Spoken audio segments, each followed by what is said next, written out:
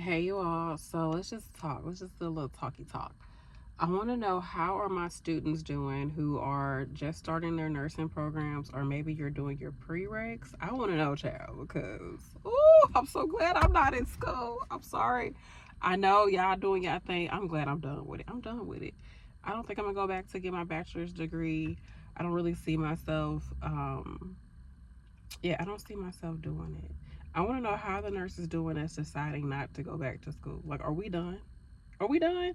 I feel for me, I think I'm done. Unless I decide that I want to maybe teach, then I'll probably go for my bachelor's and teach LPNs. But as far as going to graduate school, I don't really see it happening. Y'all let me know. Do you see it happening? Do you see yourself going to graduate school, or even if you are an RN with your associates, do you see yourself going back to get a bachelor's?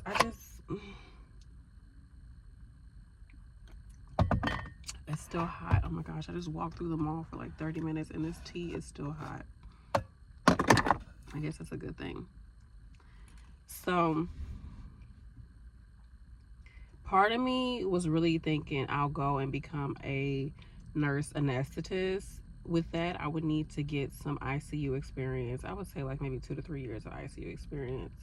Get my bachelor's degree, do some graduate level like science classes, like what do you have to do, like physics, another chemistry course, I think like a graduate level AMP maybe, to be more competitive getting into a program, and then also saving up the money to be able to afford to be in a program without having to work while I'm in the program and without having to go into student loan debt.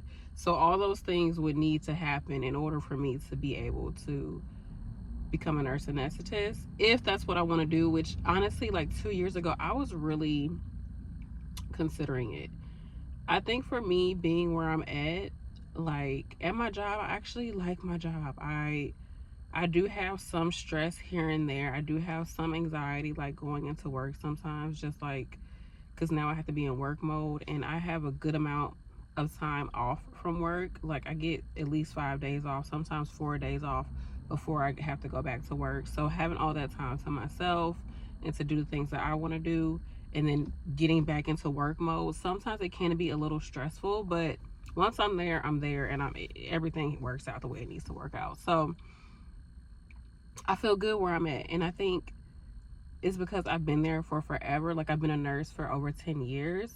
So maybe I'm just in a space where I'm comfortable. Like I feel good. And maybe this is what you're supposed to get, right? You're supposed to have a space where you feel comfortable in your career and you feel good in your career and you're happy with what you're doing and you're making decent money and everything is fine. I do sometimes feel that push to go back, only because I'm thinking about, okay, what does Brandy 5 years from now, how does she want to live her life? How does her life look? Does it include being a bedside nurse? Am I still going to be making the amount of money that I make right now? And will I still be okay working where I work right now, not making what I'm making right now? So those are some things that I think about, because each year I'm at this job, they lower the pay in some type of way, or they lower your ability to make more money. Like they change the, like for us to pick up, because I'm PRN, so for us to pick up extra shifts, we used to be able to get bonus pay. Now they no longer offer that unless you work overtime. Like you get over some amount, like you work 3 days a week, only work 2 days a week for the most part. So yeah, sometimes I do feel like, okay, if I don't get some critical care experience or get some type of specialty experience, then it's going to be harder for me to be able to make this amount of money going forward and working the least amount of hours that I'm working. Like I'm only working 2 days a week. So I do think about that, but then I'm also like, maybe I'll find something else that I want to do, or other things that I'm working on career wise will start to, take over. But then I also think, okay, maybe we should use this time to build on those skills, get those specialty skills like critical care nursing skills, because with critical care nursing, you can work PRN or work whatever part time and still make a good amount of money because you do have that specialty. So I'm thinking about that. Also, it opens me up to be able to do CRNA if I do plan on doing that.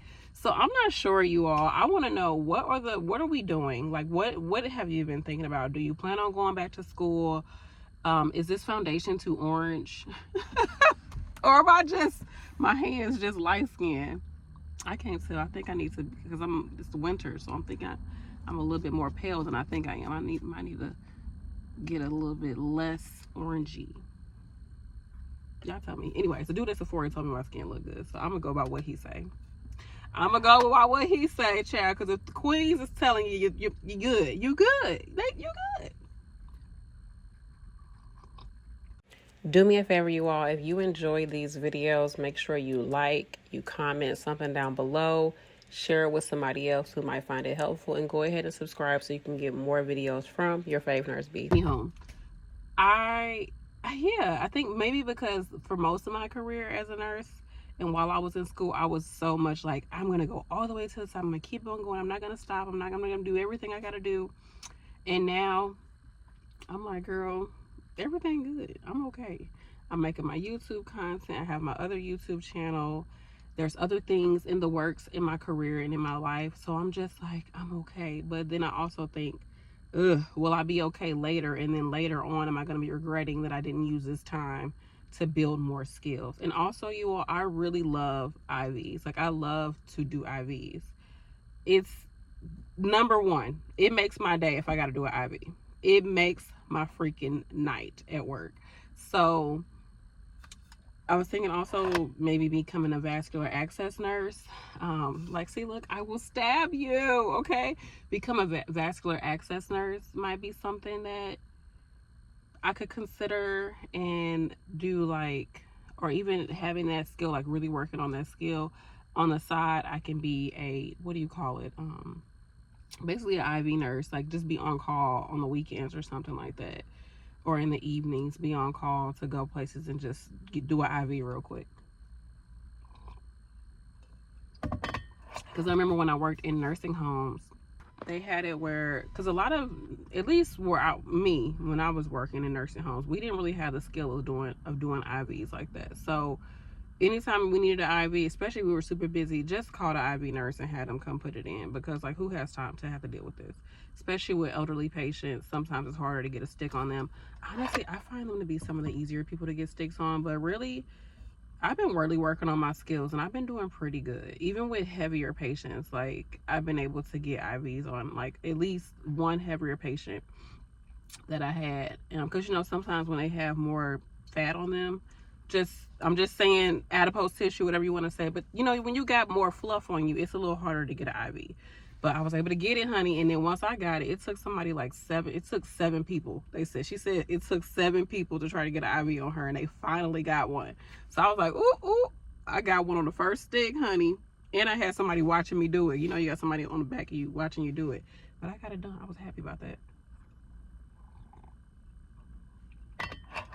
But anyhow, so I'm thinking maybe I'll do that.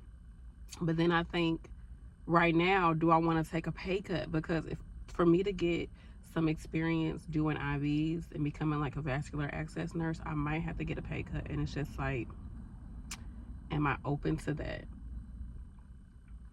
Or I may have to work more hours to get paid how much I get paid now. So I'm kind of like, should I hone my skills and possibly lower my pay now so that I can have more opportunities later, which that seems smart, right? Wouldn't you think that sounds like a smart thing to do? Or just ride it out. I'm okay where I'm at right now, and if push comes to shove, or when push comes to shove, then I'll go ahead and look to get more experience or do whatever, or just kind of keep my feels out for another job. And if something does come up, I'll just take the opportunity.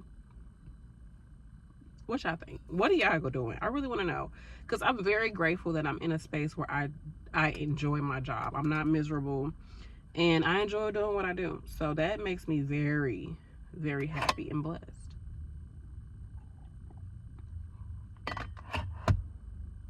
So I want to know, how do you feel about that? Are you in a position like that? And if not, find a job where the pay is good and you enjoy what you do. And hopefully you don't have to work as many hours and you can just enjoy what you do. And if you do work more hours, you're getting paid more, so that's good too on top of that. So I would love to know what you all think about this. Just give me some unsolicited, well, this is solicited advice. You can give me some advice. Do you think I should go and do more specialty care and just take that pay cut now for like the next year, and then that way I can put myself in a better position going forward? Do you think that I should get into an ICU so I can go ahead and get some ICU experience? I also think about the fact that getting into the ICU, I'm just happy not feeling stressful every time I go to work, or feeling stressed out when I leave work. Like leaving and feeling like, did I do this? Did I do that? Oh, I should have did better with that. Like that feeling is the worst. And I'm so glad I'm out of the woods when it comes to that. I do still sometimes, you know, think that of course I could have done better. I could have done things differently, yada, yada, yada. But I do feel like with the ICU, I would feel even more like defeated, because it's a totally different specialty than what I'm doing now. And it's just overall a bit more stressful. So there's that. Y'all tell me what you think. But then I think, you know, a year goes by and girl, you do good. And I'm also like, okay, maybe if I do have a pay cut, if I can go somewhere that has a sign-on bonus, it may help me out for a few months, as far as like, or at least for that year, spread over that year. It might be okay financially for a year with a sign-on bonus. But then I would have to find a job that's actually having sign-on bonuses. So yeah. Or just when we're in a different position financially, like when my husband gets done with school and all that, and he's making more, then it might be a better position to do that. Yeah, so I'm just telling y'all, we just talking, Chad. We just talking. Y'all, let's flip the script and y'all tell me what to do, okay? Or what y'all think I should do, or what you would do, or what you have done. And I do think it's a little too orange. But no, it's similar to the neck. The neck and the face is matching. So maybe it's just the hands is light skin. What y'all think? Okay, I'm gonna let y'all go. I love you all. I just wanted to come on and talk for a little bit. Bye.